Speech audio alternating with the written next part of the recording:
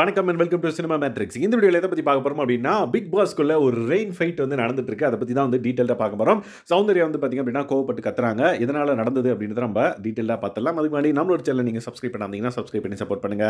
So that workers எல்லாம் வந்து பார்த்தீங்க அப்படின்னா அவங்களோட விடுதியிலேருந்து வந்து பார்த்தீங்கன்னா வெளியே வந்து கொடையை பிடிச்சி வந்து பார்த்தீங்கன்னா நின்றுட்டு இருக்காங்க.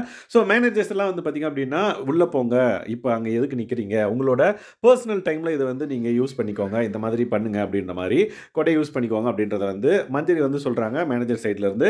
பட் நான் அப்படி தான் பண்ணுவேன் அப்படின்ற மாதிரி ஹன்ஷிதா வந்து பார்த்தீங்கன்னா அங்கேயே நிற்கிறாங்க கொடையை பிடிச்சிட்டு. லைக் அவங்க வந்து அந்த ரெயினை என்ஜாய் பண்ணோம் அப்படின்ற ஒரு ஃபீல்டில் வந்து பார்த்தீங்கன்னா இருக்காங்க.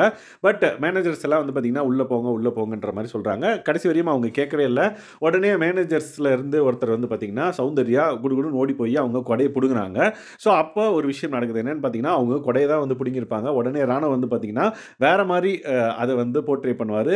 எதுக்கு யூனியன் மெம்பர் மேலே கை வைக்கிறீங்க அப்படின்ற மாதிரி அந்த பர்டிகுலர் விஷயத்தை வந்து வேற மாதிரி திருப்பி விட்டுருவாங்க. ஸோ இவ்வளவு நாள் சௌந்தர்யா கொஞ்சம் பொறுமையாக இருந்தாங்க.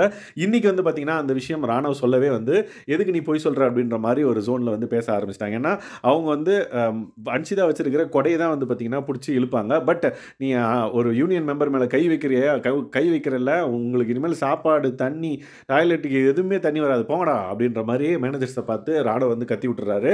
ஸோ இது கேட்டதுக்கப்புறம் சௌந்தர்யா வந்து பார்த்தீங்கன்னா நான் ஒன்றும் வந்து அவளோட கையெல்லாம் தொடலை, அவங்கள வந்து நான் தொடவே இல்லை, கொடை தான் பிடிச்சி இழுத்தேன் அப்படின்ற மாதிரி சொல்கிறாங்க. பட் ஹீட் ஆஃப் த மூமெண்ட்டில் ரெண்டு பேரும் மாற்றி மாற்றி கத்திட்டு இருக்காங்க. அன்ஷிதாவே சொல்கிறா நான் வந்து கையை பிடிக்கல கொடையை தான் பிடிச்சேன் அப்படின்னு சொல்லிட்டு நீ என்னடா போய் சொல்கிற இந்த மாதிரி அப்படின்ற மாதிரி ராணுவ பிடிச்சி திட்டுறாங்க. அண்ட் தென் ராணுவ வந்து நீ வெளியே போடா, வேலையை விட்டு போடா, போய் நான் ரோட்டில் போய் படுறா போடா அப்படின்ற மாதிரி மேனேஜராக வந்து பார்த்தீங்க அப்படின்னா அவங்க ஒரு தொழிலாளி வந்து அந்தளவுக்கு திட்டுறாங்க.